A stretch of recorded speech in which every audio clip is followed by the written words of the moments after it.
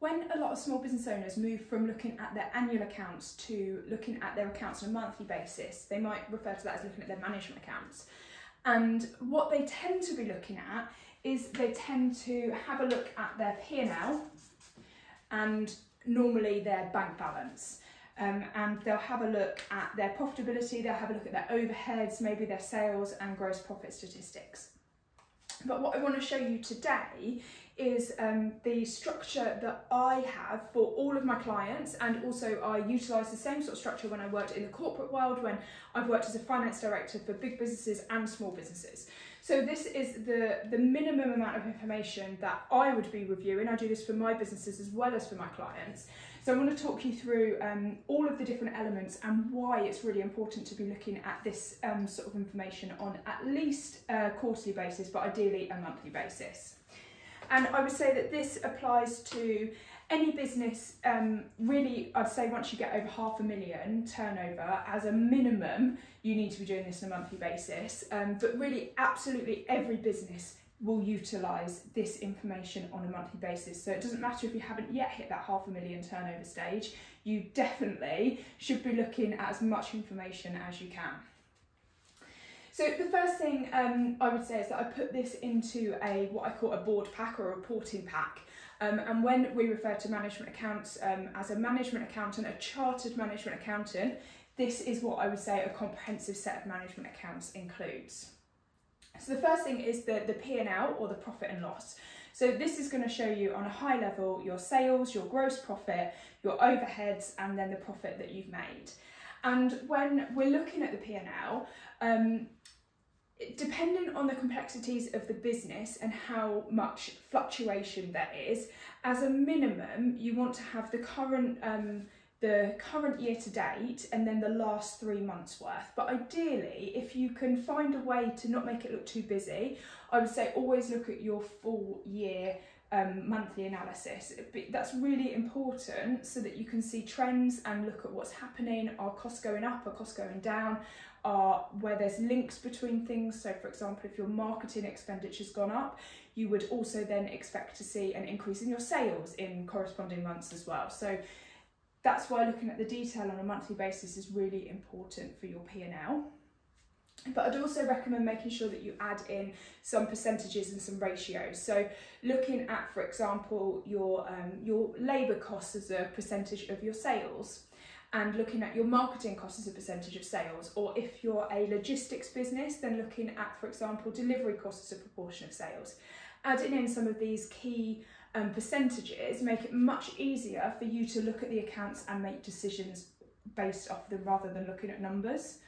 And that is one of the limitations of using online bookkeeping systems such as QuickBooks, Xero and Sage, is they don't really allow you to do that. So it's why whenever I'm preparing information for my clients and for my business, I always extract the information out of the bookkeeping system, and then I'll be preparing this in an Excel format. And then the Excel spreadsheet is linked to a PowerPoint presentation, so it still looks nice and presentable at the end.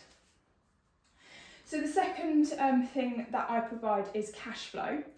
And I always summarise the cash flow really neatly. In fact, I'll do a separate presentation about how I summarise the cash flow and why I do it.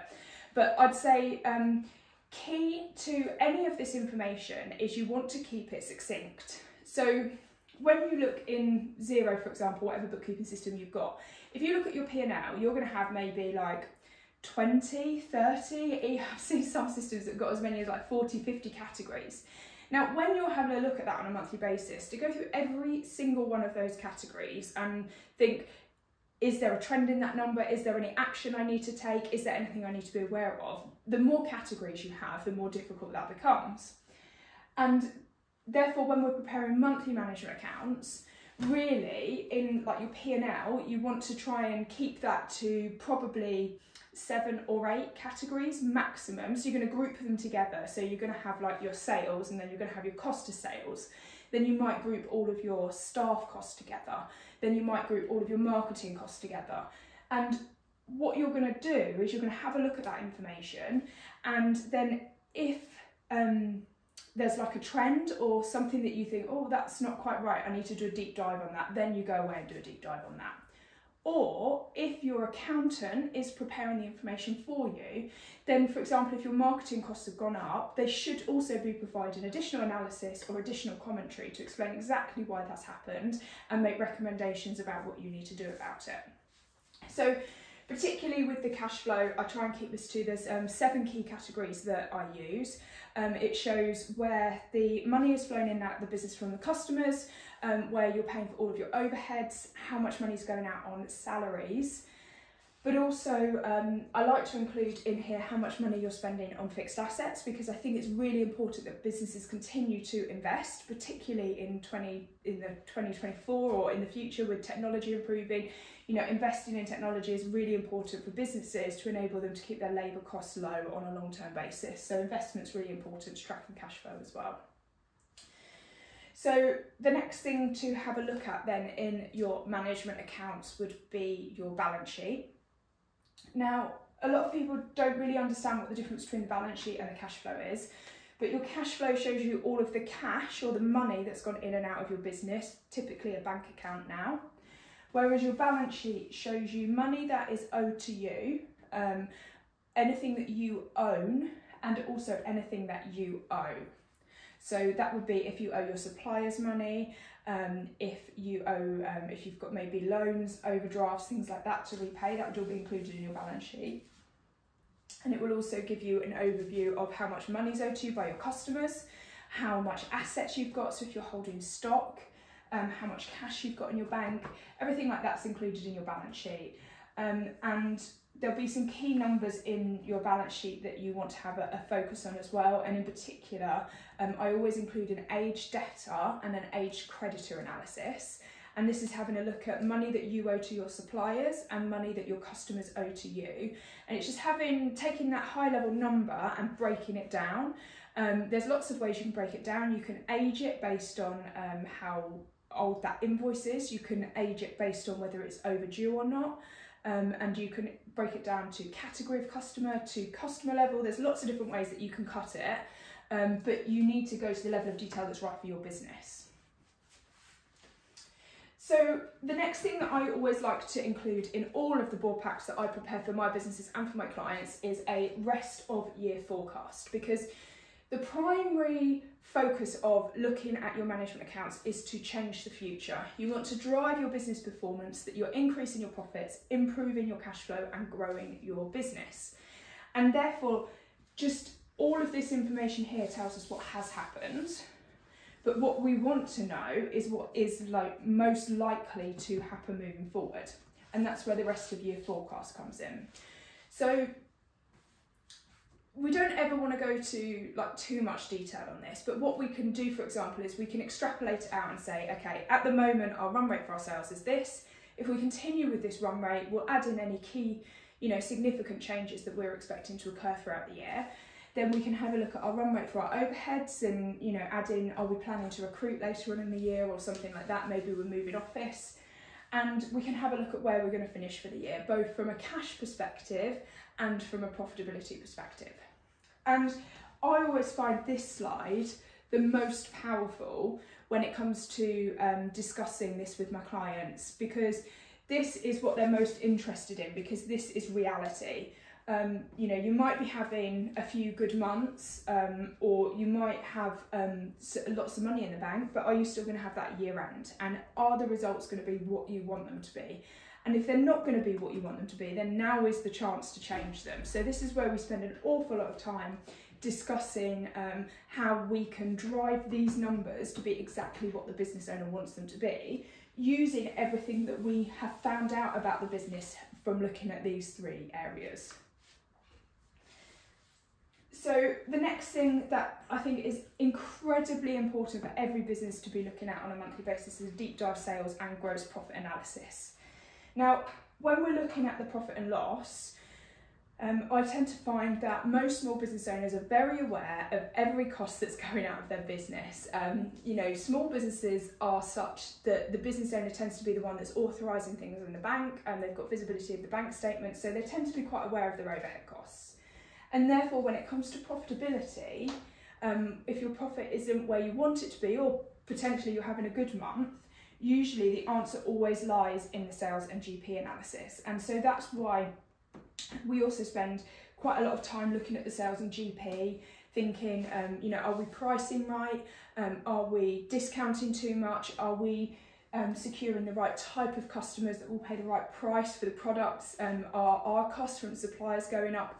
Have we got, you know, if you're a stock-based business, then going into your GP, you'll have like wastage and stock obsolescence and all sorts of things like that, production downtime. So really you can learn an awful lot by analysing the sales and the GP of the business as well. So that's why I always have this information in every monthly board pack or management accounts pack that I send to my clients. Then the final thing that I also add in is we identify 1 or 2 key metrics or key numbers that are really critical for driving that business. So as an example, I work with a logistics-based business, and a key metric that we've identified that really helps keep the profitability of the business on track is the fuel to sales ratio, for example. So we have a slide specifically for tracking the fuel to sales ratio. Now the fuel price that they're paying is obviously massively dependent on pump prices and things like that, so we'll include supplementary information about what's happening with fuel prices, and we'll also include information about the miles that the drivers do and the vehicles are doing, because all of that adds into painting this picture around what's happening with sales versus fuel prices. And so that's what we do, is we have a slide dedicated to analysing that, because if we can keep that number on track, then we know that the profitability of the business stays on track.